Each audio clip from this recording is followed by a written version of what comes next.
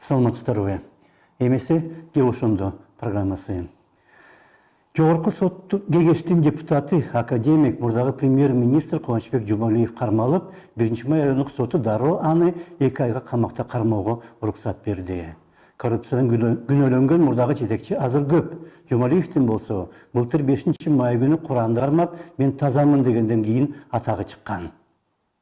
Бир дагы коррупциялык ишке катышкан эмесмин. Менин ошол мусулман катары айтайын дегеним, кайсы учурда болбосун, так, эң таза жана эч кимге акырат келтирбеген таза жүргөн адам катары жүрөм. Маселе кимдир бирөө карганып элди алдаганда эмес, андайлар көп эле.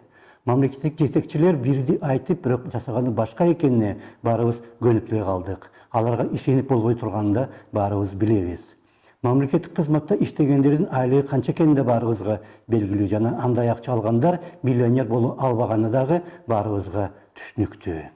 Жумалиев болсо миллионер.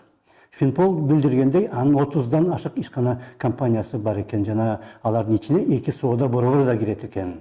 Ошондой эле Конституцияга колун коюп ант берген министр, депутат же сотторду да баарыбыз билебиз. Алар антын берери менен Конституция менен мыйзамдарды бузууга киришкени да белгилүү. Ага деле таң калбай эле койсо болот.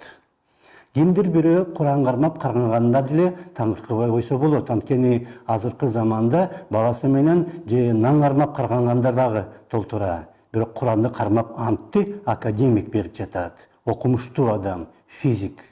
Аны ошентиргендер болсо 21-кылында жашап, компьютер менен смартфондон пайдаланып күнүгө интернетке киргендер.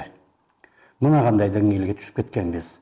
Айрымдар 30 жылда ичинде 32 премьер алмашты дегенди мисал катары келтирет. Бирок маселе андай эмес. Ошол 30 премьердин 3-өө Атамбаев, Абылгазиев жана Жумалиев азыр камакта. Дагы 4-чүсү Сапар Исаков качып жүрөт. Акыркы жылдары болсо 10-го жакын премьерге каршы кылмыш иштери козголуптур. Бул эмне деген мамлекет?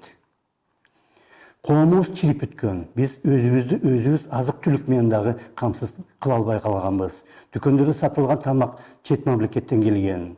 Завод фабрикаларыбызды баарын биз чечип ажыратып, металлолом кылып сатып жибергенбиз.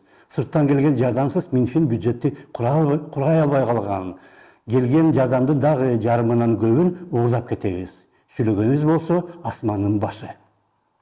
Белгилүү окуядан кийин көпчүлүк мамлекеттик кызматкерлер чет мамлекетке качып кетишкен. Мен ошол учурда жакшылап анализдеп туруп, ошол 13 жыл бою бир дагы финансылык мүчкүлчүлүктөргө алып келген бюджеттин акчасын жеген эмесмин, эч кимге жамандык кылган эмесмин. Ошондуктан мен эч жакка кетпейм деп, көкүрөгүмдү бийик көтөрүп, эл арасында жүрөм. Ошондуктан мен Куранды кармап туруп айтам. Биз кечке Конституцияны талкуулаганды жакшы көрөбүз, бирок турмушта анын бир да эрежесин колдонбойбуз. Акыркы жылдары Куранды көп сүйлөй баштадык, бирок Кудайга жаккан иш жазбайбыз. Даниялык жазуучу Ханс Кристиан Андерсен жазгандай, Кудайга ишенбеген, бирок абийирде жашаган атеист 200 диниятчыларга караганда Кудайга жакын. Ошол эле учурда коррупция менен күрөшкөндөр дагы коррупцияга малынгандардан артык эмес. Алардын көпчүлүгү андай күрөш менен өздөрүнүн тар кызыкчылыктарын гана көздөп калды. Ушундай колондо жашап калдык. Атактуу орусиялык акын Евгений Евтушенко жазгандай, жөндөмү жоктор чындыгы үчүн күрөшүп жатканда жөндөмдүүлөр катуу уялыш керек. Бирок биздин коомдо уят деген нерсе да жоголгон. Же ошондо саламатта калыңыздар.